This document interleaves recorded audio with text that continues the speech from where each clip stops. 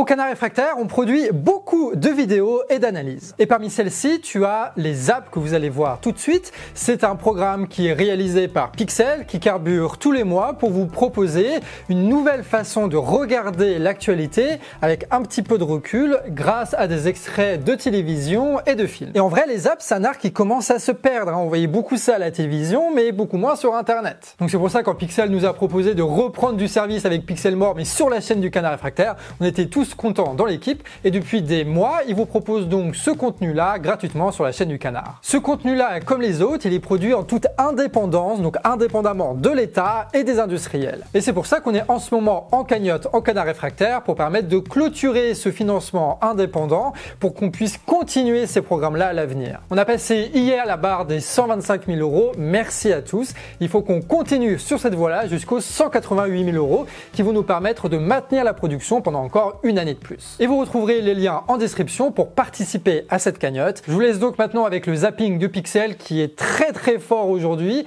qui va nous parler de la propagande de guerre.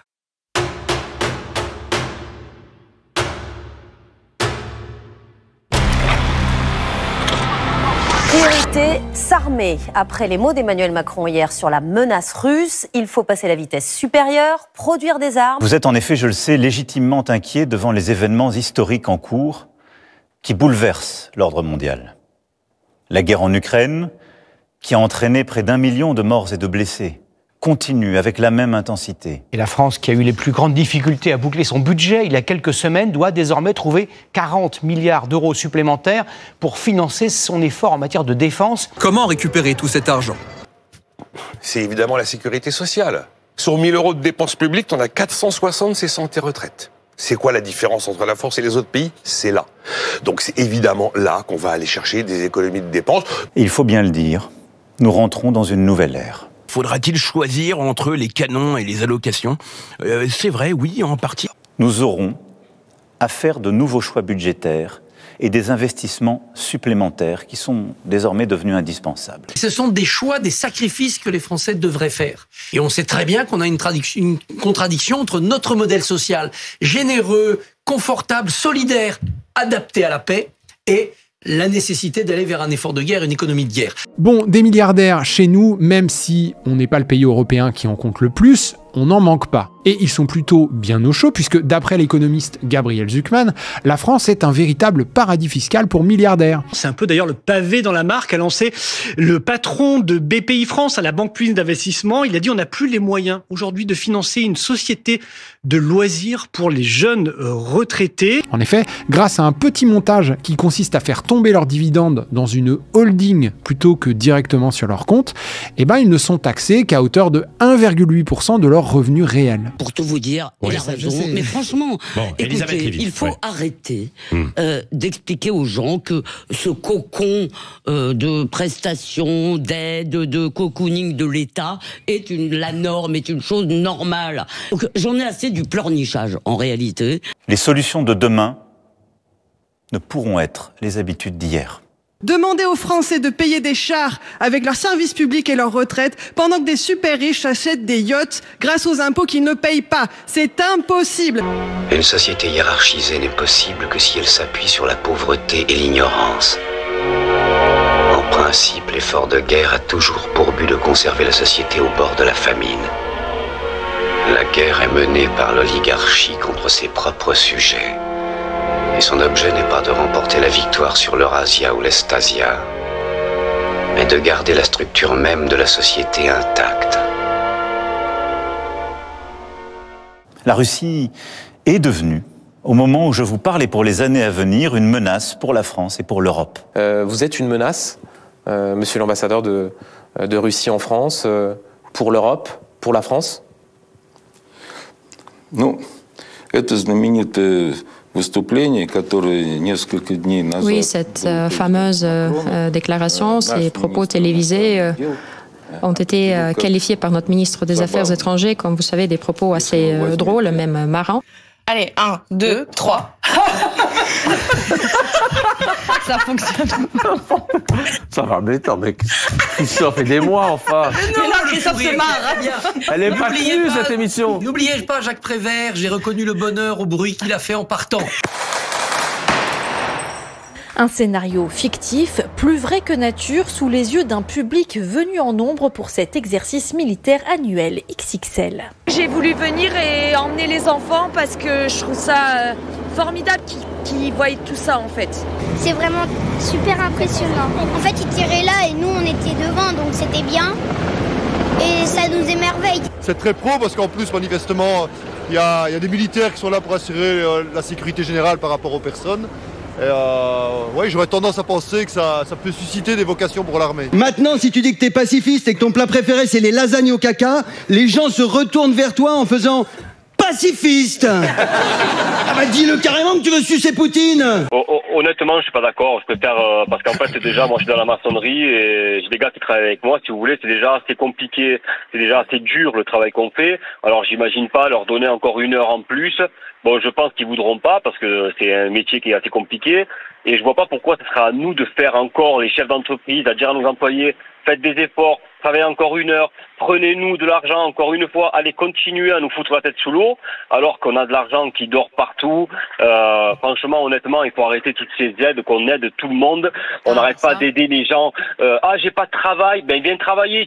On a 50 milliardaires en France. Dans son rapport sur l'héritage de septembre 2024, Oxfam estime que 25 d'entre eux, qui ont plus de 70 ans, vont transmettre un patrimoine dont la valeur cumulée tourne autour de 460 milliards d'euros. En 2024, on a vu popper 9 nouveaux milliardaires, dont 7 sont des héritiers. Et puis aussi, un quart des milliardaires français est issu d'une de ces 3 familles. Sauras-tu deviner lesquelles ? Arnaud, Pinault, Bolloré ? Perdu, c'était Dassault, Besnier et Saadé. Surtout Dassault en fait, ils sont 6. C'est qui Besnier ? C'est ceux qui possèdent Lactalis. Ah, les produits laitiers, des sensations pures. Alors ces gens-là, s'ils veulent pas travailler, vous savez qu'est-ce que vous faites ? L'État, si j'espère qu'il m'attend, Macron, vous savez qu'est-ce que vous faites ? Vous arrêtez de les payer. Vous arrêtez de leur donner de l'argent qu'on n'a pas. On n'a pas cet argent-là, on arrête de leur donner cet argent parce qu'on commence à avoir ras-le-bol de payer pour tous ces gens, ces branleurs qui travaillent pas, aider tout le monde. Ça suffit. Eh ouais les gauchistes, wake up! Les principes moraux c'est complètement 2024, bande de ringards. De nos jours, il faut être réaliste. Et apparemment, il y a eu une mise à jour du petit Robert que j'ai raté parce qu'il semblerait qu'aujourd'hui, réaliste, ça veut dire libéral, militariste, productiviste, nationaliste et réactionnaire. Ce graphique montre comment le patrimoine net est réparti dans la population française. 50% des Français les moins riches avaient 4,8% du patrimoine total en 2009. Les 40% du dessus avaient 42,5% et les 10% au sommet avaient tout le reste, 52,7%. Et ben en 2023, les 10% les plus riches se partagent désormais 54,2% du gâteau. Ils ont gagné en pouvoir économique. Qui va gagner la guerre ? Dassault, Boeing, Thales, EADS, Airbus, MBDA, Safran, Naval, Groupe Nexter. Pardon. Oui, c'est ce en quoi nous croyons pour notre sécurité, mais c'est ce en quoi nous croyons aussi pour défendre la démocratie, une certaine idée de la vérité, une certaine idée d'une recherche libre, du respect dans nos sociétés, une certaine idée de la liberté d'expression qui n'est pas le retour des discours de haine, au fond une certaine idée de l'humanisme. Je suis un humaniste, peut-être même le dernier humaniste. L'effort qui a été entamé avec la première revue stratégique, puis les 2 lois de programmation militaire, rejoint les grandes heures de l'histoire de notre nation. À travers ces 2 lois de programmation militaire, nous aurons doublé le budget de nos armées. Doublé. Et donc nous n'avons pas attendu ni 2022, ni la bascule qui est en train de s'opérer pour découvrir que le monde dans lequel nous évoluons est de plus en plus dangereux, de plus en plus incertain. Alors qui veut rentrer à la maison ? Et qui veut venir avec moi ? On peut la guerre, on peut la guerre, on peut la guerre, on peut la guerre. Notre génération ne touchera plus les dividendes de la paix. Il ne tient qu'à nous que nos enfants récoltent demain les dividendes de nos engagements. On apprend que l'angoisse des jeunes face à l'actualité atteint son plus haut niveau en 2024. Parmi les sujets d'actualité jugés les plus stressants pour les ados entre 11 et 15 ans, 44% d'entre eux citent les violences faites aux enfants, raquettes, harcèlement à l'école, pédophilie, 41% citent l'état du monde en général, avec notamment les guerres, les conflits, et 39% s'inquiètent de l'état de la planète. Et je parle là d'une forme de tabou du siècle, Mais les mœurs se changent, on fait des enfants de plus en plus tard, l'infertilité masculine comme féminine a beaucoup progressé ces dernières années et fait souffrir beaucoup de couples. Un grand plan de lutte contre ce fléau sera engagé pour permettre justement ce réarmement démographique. Cronos se met à dévorer tout cru ses enfants dès que Rhea les met au monde.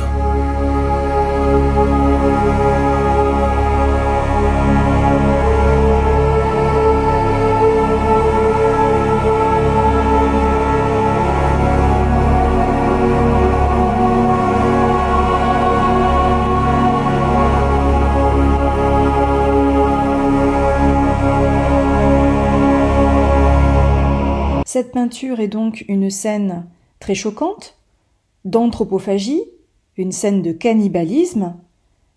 Entendons par là que la représentation du dieu Saturne, Chronos chez les Grecs, Saturne chez les Latins, est anthropomorphique, on le représente comme un homme âgé. En effet, Chronos est le temps.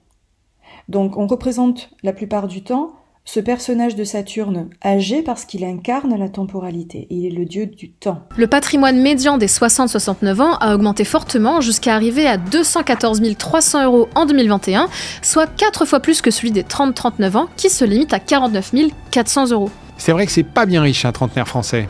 Et non, et surtout que le gouffre de patrimoine n'a pas toujours été aussi fort. Ce graphique tiré de l'étude de 2017 dont on parlait montre l'évolution des patrimoines selon les âges. Alors qu'en 1986, les trentenaires avaient un patrimoine médian presque 2 fois supérieur aux septuagénaires, et en 2021, la situation est plus qu'inversée. En ajoutant les données de 2021, on voit que le patrimoine médian des ménages de plus de 70 ans est 4 fois plus élevé que celui des trentenaires. Et forcément, puisque ce sont les vieux qui votent et que ce sont eux qui ont le patrimoine, derrière, les politiques défendent ce patrimoine.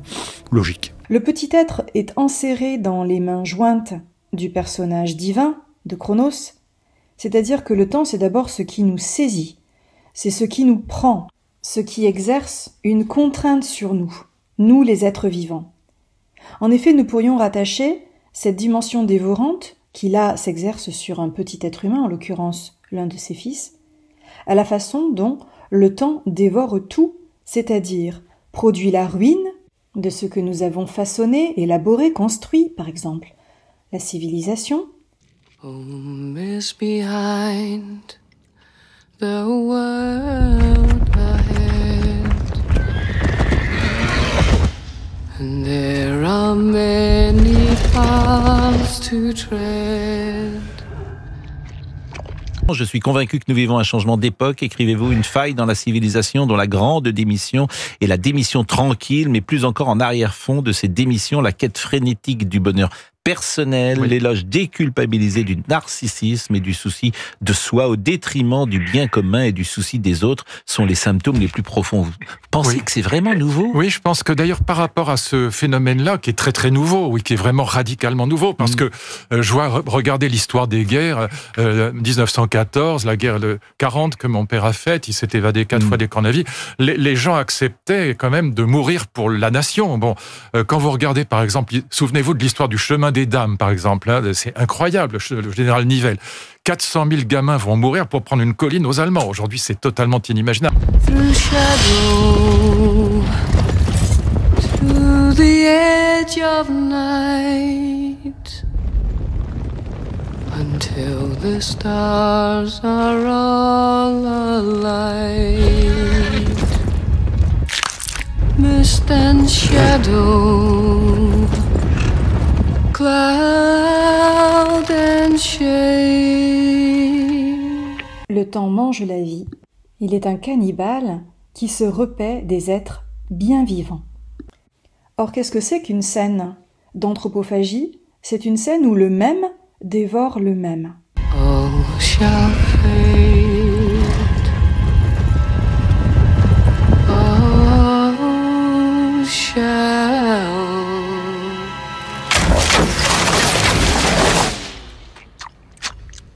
fade.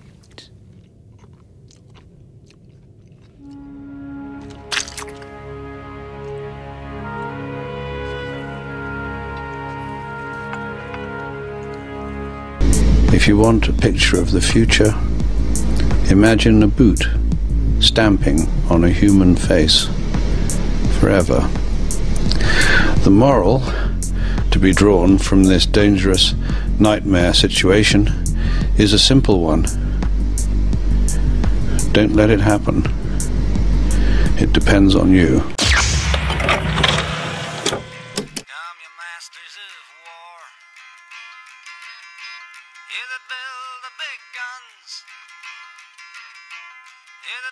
Quack.